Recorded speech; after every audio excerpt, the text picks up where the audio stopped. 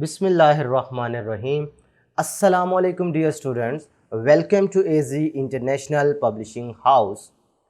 Today we are going to discuss Mathematics Class 1, Unit 1, and the Unit 1 is about whole numbers. Today we will learn about ascending and descending order. ये दोनों topic attached हैं, यानी comparing और ordering.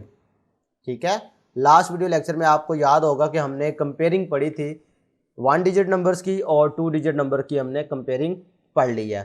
अब हम ordering के बारे में पढ़ेंगे, क्योंकि ये आपने पहले भी लेक्चर पीछे भी पढ़ा हुआ है ऑर्डरिंग के बारे में, इस वजह से इधर डिफाइन नहीं किया गया।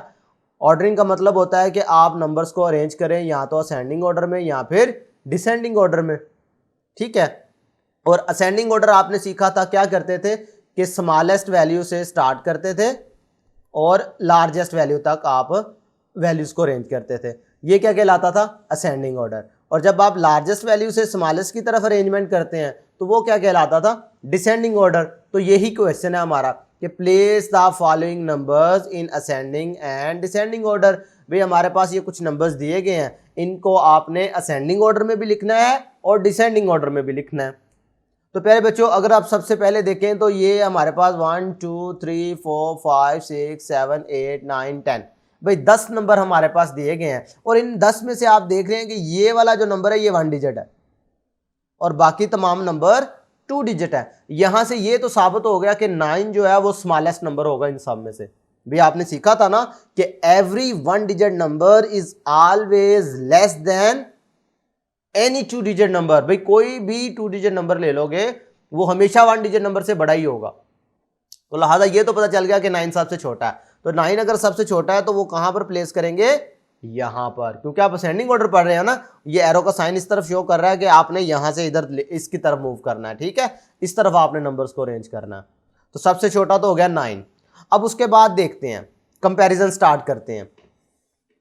तो सबसे पहले आप इसकी टेंस प्लेस कंपेयर करें, टेंस प्लेस कंपेयर करें जी। इसकी 2 है, इसकी 8 है, इसकी 7 5 3 2 1। भाई इधर से मुझे पता चला कि इसकी टेंस प्लेस सबसे छोटी है, इसका मतलब है इसके बाद ये वाला नंबर आ जाएगा।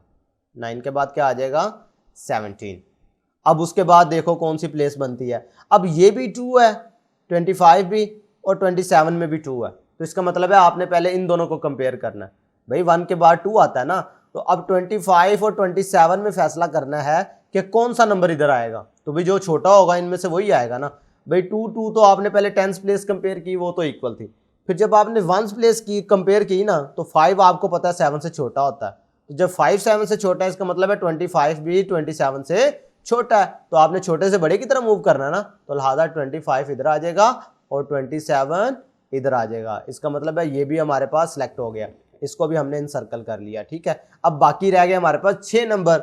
बाकियों की प्लेस वैल्यू देख लेते हैं। भाई इसकी देखिए 8 है, 7 है, फिर 5 है, फिर 3 है, फिर आपने देखा 8 है और 6 है। अब इसमें से आपने देखना है, यहाँ पे 2 है ना, तो 2 से बड़ी प्लेस क्या होगी? 3 होगी ना। 2 से बड़ा नंबर क्या होगा? 3 होगा। तो इनमें से देखो जिसकी टेंस प्लेस 3 है, टेंस प्लेस 3 किसकी है? भाई इसकी है। तो इसको आपने इनसर्कल कर लिया और इसकी जगह पर आपने ये 36 लिख दिया। क्लियर है मेरी बात? मैं उम्मीद करता हूं मेरी बातें आपको समझ आ रही हैं। अब दोबारा से कंपेयर करो। भाई ये टेंस प्लेस कंपेयर किया, 8, ये 7 है, ये 5 है। भाई ये बाकियों से छोटी नजर आ रही है ना। भाई 8 है, ये 6 है, 6 बड़ा होता है ना। तो सबसे छोटा इनमें से 5 ही नजर आ रहा है। इसका मतलब है यहां पर आप क्या लिख देंगे? 57। अब रह गए 4 डिजिट, इनको कंपेयर करना है, इनकी टेंस प्लेस देख लेते हैं। तो 5 के बाद क्या आता है? 6 आता है। तो 6 वाली प्लेस वैल्यू वाला देखते हैं, जिसमें टेंस प्लेस 6 हो। तो वो क्या है? 67। तो ये असेंडिंग ऑर्डर में आपने इधर 67 लिख देना। अब रह गए हमारे पास 3 डिजिट। 3 में से 2 वाले प्लेस जो है वो 8 हैं और एक सिर्फ 7 वाली है। तो लिहाजा फिर पहले 7 वाली लिखेंगे। ठीक है, तो वो है 77, लिहाजा यहाँ पर आ जाएगा 77। अब लास्ट वाली जो 2 है ना, एक तो है 82 और एक है 81। अब इनमें से आपने फैसला करना है कि बड़े वाला नंबर कौन सा है और छोटे वाला नंबर कौन सा है और इनको अरेंज कैसे करना है। तो देखो सबसे पहले आपने टेंस प्लेस कंपेयर की। भाई टेंस प्लेस कंपेयर की तो ये बन गया 8, क्योंकि मैंने आपको ऊपर ही बताया था कि कंपेयरिंग और ऑर्डरिंग जो है ना, ये मिलते जुलते टॉपिक है एक साथ। अगर आपको कंपेयरिंग नहीं आएगी तो आप ऑर्डरिंग नहीं कर पाएंगे, लिहाजा आपको कंपेयरिंग को भी साथ साथ रिकॉल करना होगा। तो लिहाजा पहले आपने 8 को कंपेयर किया तो भाई ये तो इक्वल थे, फिर आपने 1s प्लेस कंपेयर कर ली इसकी, तो इधर 1 है इधर 2 है, तो इसका मतलब है 1 तो 2 से छोटा होता है, भाई पहले जो आता है, जो नंबर पहले आए वो छोटा होता है। इसका मतलब ये हुआ कि 81 छोटा है और 82 बड़ा है, तो लिहाजा इधर आप 81 लिख देंगे और इधर 82 लिख देंगे। बात समझ आ रही? तो इधर से एक और बात पता चल गई कि 9 is the smallest number and 82 is the greatest number.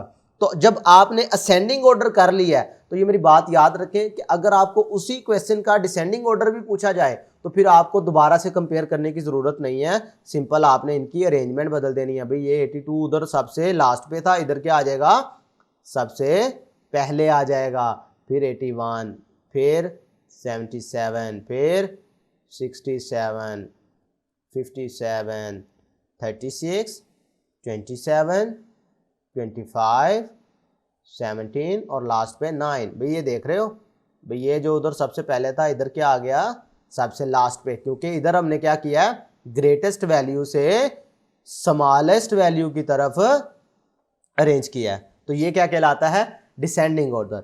ठीक है, तो इस क्वेश्चन में मैंने आपको असेंडिंग और डिसेंडिंग ऑर्डर दोनों क्लियर किए हैं। तो नेक्स्ट वाले जो 2 क्वेश्चन हैं, अब मैं चाहूंगा कि ये आप लोग खुद इनको एज अ होमवर्क सॉल्व करें, ताकि आपको पता चले कि आपने जो आज के लेक्चर में सीखा है क्या वो आप कर सकेंगे या नहीं। अब इस क्वेश्चन को आपने असेंडिंग और डिसेंडिंग में लिखना है और इस क्वेश्चन को भी आपने असेंडिंग और डिसेंडिंग में लिखना है। ये जितनी भी वैल्यूज होंगी वो आपने ये कैटरपिलर के जो सर्कल बने हुए हैं इसमें आपने इनको प्लेस करना है। मेरी बात समझ आ गई? तो आज के वीडियो लेक्चर में आपने असेंडिंग ऑर्डर और डिसेंडिंग ऑर्डर के बारे में पढ़ा, इससे रिलेटेड मैंने आपको एक क्वेश्चन भी सॉल्व करवाया और जो बकाया रह गया है मैं उम्मीद करता हूं कि आप इसे खुद सॉल्व करेंगे और अपने टीचर्स को सबमिट करवाएंगे। आज तक के लिए इतना ही। अल्लाह हाफिज़।